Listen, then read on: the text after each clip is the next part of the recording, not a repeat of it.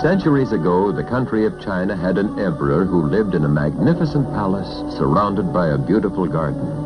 The emperor's name was Lin Chan, and he was proud of his luxurious home. He spent much of his time collecting all the things of beauty he could find. He wanted to have the best of everything to make his palace the showplace of the world. Just beyond the palace grounds, there was a thick forest, but Emperor Lin Chan had never wandered through its winding paths. However, many fishermen, farmers, merchants, and travelers had, and they all stopped to hear the song of a nightingale. It was the most wonderful melody they had ever heard.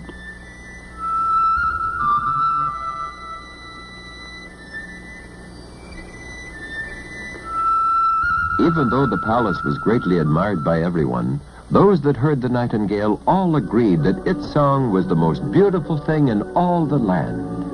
One day, a message was brought to Emperor Lin Chan. It was from another emperor who had visited Lin Chan's country. I enjoyed your beautiful nation, but most of all, I was enchanted by the voice of the nightingale. Nightingale? What nightingale? The king was angry. Others had found something beautiful in his own kingdom that he had not discovered. Find me this nightingale! He roared at his chief minister. The frightened minister had never heard of the wonderful bird, but he asked everyone in the palace. No one had heard of the bird, for they always lived within the courtyards. Finally, one kitchen girl said she knew of the bird, for she had often wandered through the woods gathering berries. She led the minister through many paths until they came to a clearing. There on a tree sat the nightingale, and it started to sing.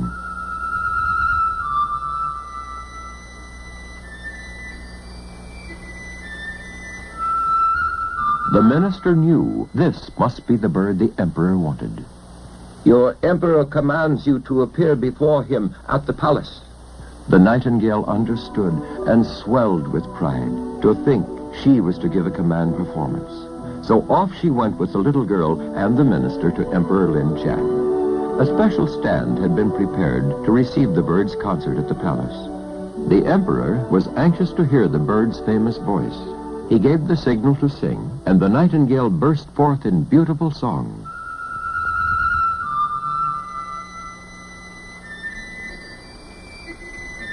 The emperor was amazed at the beautiful song. You must stay with me, nightingale, for I am the emperor and must have all things beautiful. The bird was proud to be the royal singer, and she burst forth with song again.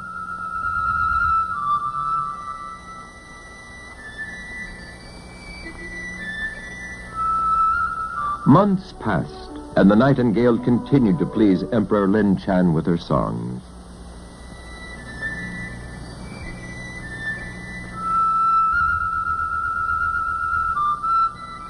One day, a mysterious package was brought to the palace along with a note.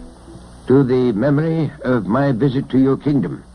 A gift from one of my grateful visitors who enjoyed all this beauty. Indeed, it was a rare gift. A mechanical bird covered with beautiful jewels. What a beautiful present. The emperor wound up the spring, and the bird started to sing.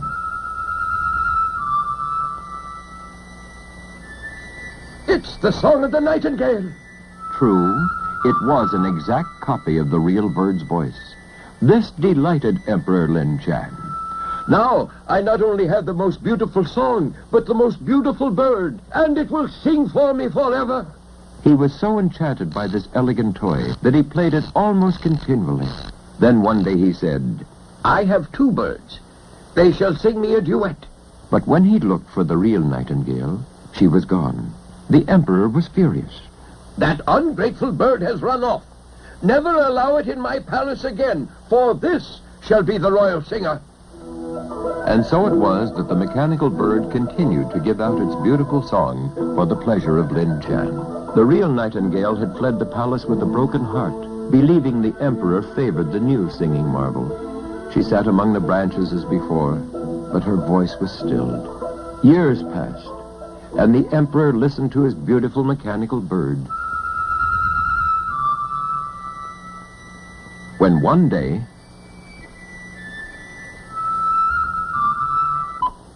something had gone wrong. The spring had broken, and the machinery was torn apart. The emperor became excited. Get me all the craftsmen in the kingdom! But, work as they would, the results were always the same. The bird would no longer sing. The Emperor Lin Chan became very sad without his beautiful songbird. So unhappy that he fell ill and the doctors could do nothing for him. Lin Chan was dying. The whole kingdom was saddened. Far out in the forest, a beautiful woman stopped near the real Nightingale. Many years ago, when I was a little girl, I took you to sing for the Emperor. It would bring him great happiness if you could sing once more before he dies. The Emperor was very still as the unhappy attendants waited for the end, when suddenly the Nightingale was singing again, as beautiful as ever before. The Emperor opened his eyes, and strength surged through his whole body. The true Nightingale song made Lin Chan well and happy again. The kingdom rejoiced, and the Nightingale took her place of honor as the royal singer forever after.